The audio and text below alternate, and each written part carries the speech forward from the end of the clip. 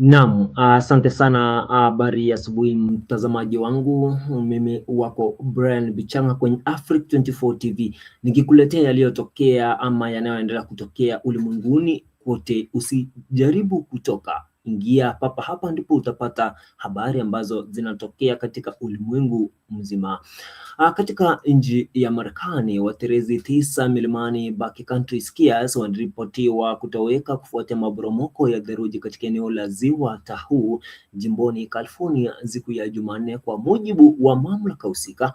Watu wengine 6 tayari wameokolewa hadi sasa. Maporomoko hayo yaliripotiwa majira ya saa moja kwa sasa Afrika Mashariki katika eneo la Castor Peak karibu na mji wa Truckee.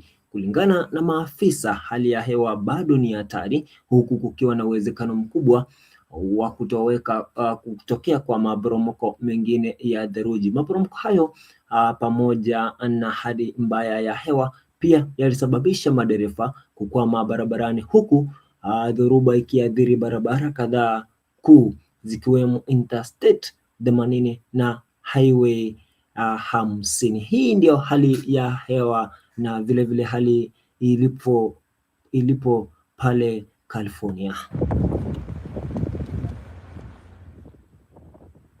Snowing, very little visibility, high avalanche danger that's going to persist throughout the night. It took us several hours to even get, equipment to the scene and get resources deployed. The interstate's closed.